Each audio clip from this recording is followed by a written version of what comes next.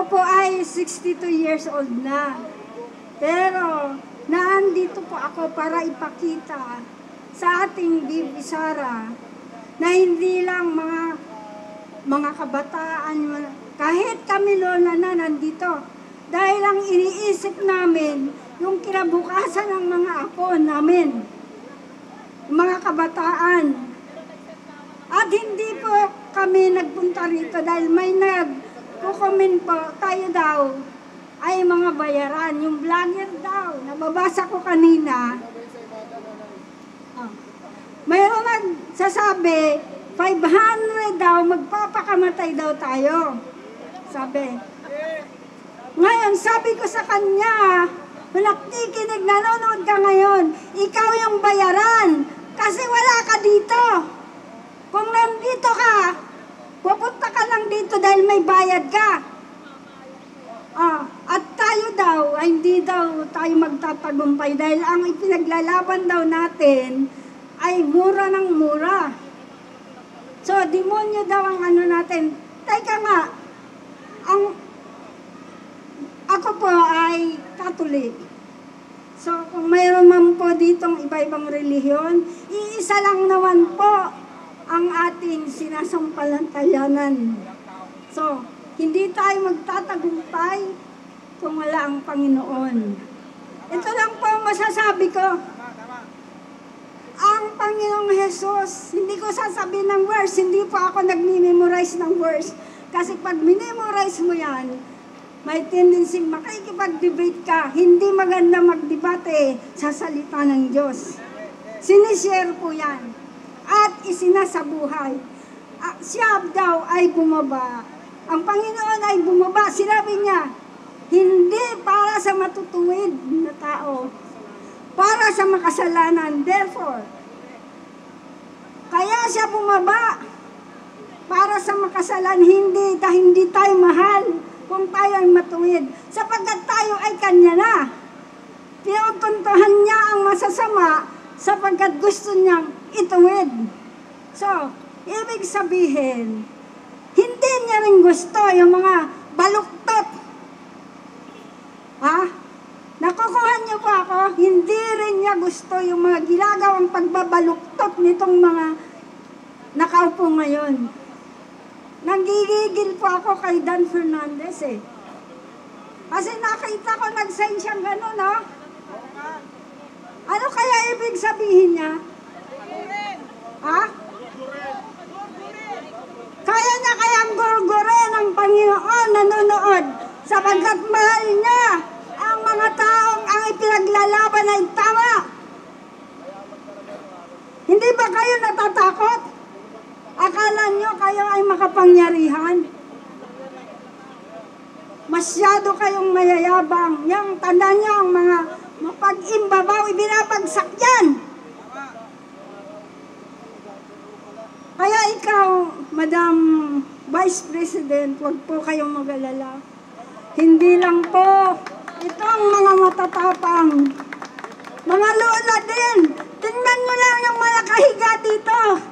Naawa ako sa kanila, dapat ay sila nasa bahay natutulog.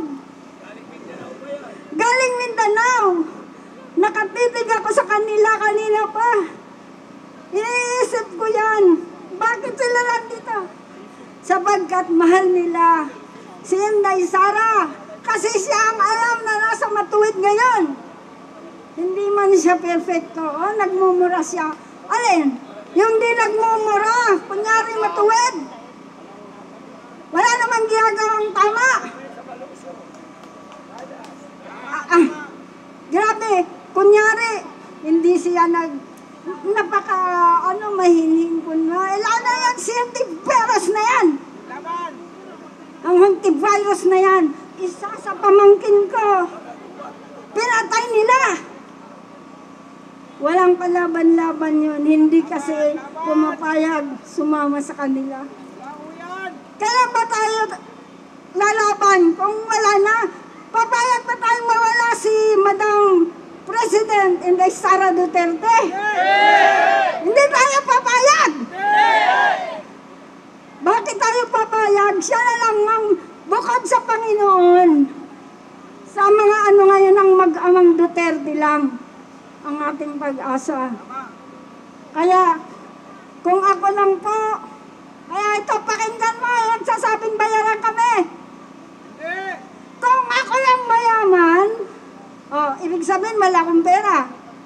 Kung ako lang may pera, hindi ako maningin pagbibigay dito dahil nagugutom na kami. Gutom na ang taong bayan. Sinasadya ninyo kaming gutumin para pag malapit na ang eleksyon, tsaka nyo ibababa ang bigas. Nek-nek nyo. Ano? Nek-nek nyo kami. Hindi kami mga bobo katulad ng sinasabi nyo. Lahat ng mga Duterte supporters matatalino. Hindi kami mga bobo. Yung kanina comment ka ng comment na umuwi ako dahil ano ikaw papalit? Dito? Kakahiya kang kapal ng mukha mo. Ang kapal ng mga mukha ng mga nasa Kongreso. Kung makapagtanong si Brosas, lalo na yung NPA doon, si Raul Manuela yon. At saka, ako, may anak ako, hindi ko babanggitin pa. Ito po, magbapare yan, nasa labas lang. Pero, kay Duterte po siya. Na-turn off po siya doon sa pare, na ilang taon nagdadrugs, pero nandoon siya para magano. Para ano ang gusto niya? Palitawin na masama yung anong gusto nila? Si President ang nagtatanggol ng mga inosente o yung mga pumapatay ng inosente. Madali lang naman eh. Kaya ako nagtataka doon, tama naman na mayroon tayong mga kasalanan. Pero hindi natin sinasadya. Minsan, sa galit kaya nakakapagmura ako nga kung ayoko lang magmura, hindi to anak ko magpapare. Baka mamaya, pag naging pare yan, ang ikukumpisal ko, puro lang pagmumura lang. Ang ikukumpisal ko. Ito pa, mayroon na akong i-share sa inyo. Ang Panginoon natin ay tinukso 3 times. Parang nakikita ko sa nangyayari ngayon. Gutom na yung tao, alam mo itinukso pagkain. Yung bato raw, gawin ng Panginoon tinapay kasi alam niya nagugutom. Sige, subukan lang kung ilalagay ngayon. Magbigay ng bato ang demonyo, ipokpok natin sa mukha niya. Tapos, ginagawa na ngayon nitong balusulos. Ginugutom tayo. Tapos, binibigyan ng ayuda. Yung kapatid ko sa Bicol, yung 3, puro balo na. Tagda 2 kilong bigas at 2 sardinas. At kailangan pa lumipat daw sila sa eskwelahan para bigyan kahit pwede naman sa bahay. Pinipili pa.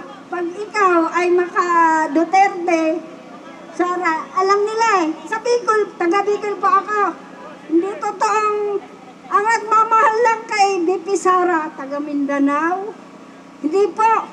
Kaya nga po sa Bicol, ang ibinoto doon na presidente, hindi si BBM, pero yung vice puro kay Sara Duterte. Kaya nga mataas ang niya eh. Mataas ang boto niya. Hindi kasi nga, bumoto man sila kay Leni, pero yung vice nila si Sara Duterte. Duterte! Duterte! Duterte! Duterte!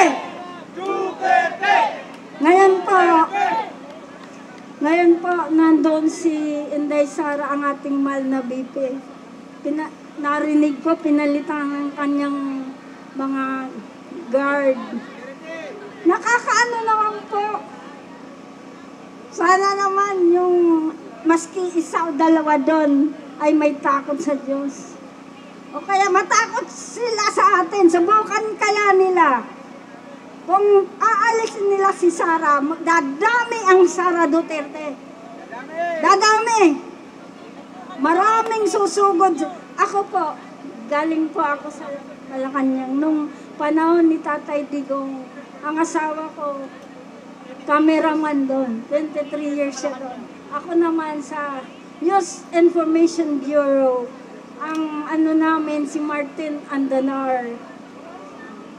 Sa ano po siya, close-end cameraman, kasama lagi naman. Kaya alam kong mabait si President Duterte, pala biro lang siya. At hindi siya madamot. Pero stricto. Tama naman, lalo nang hindi ko naman titigas ng mga ulo ng Pilipino, yung iba. Dapat may kamay na bakal. Si Inday Sara, babae lang. Pero may bayag. Di ba? Oh. Yung pulis daw, walang bayag. Sorry, sir. Pero may pulis naman po na mababait. Saludo po ako sa inyo.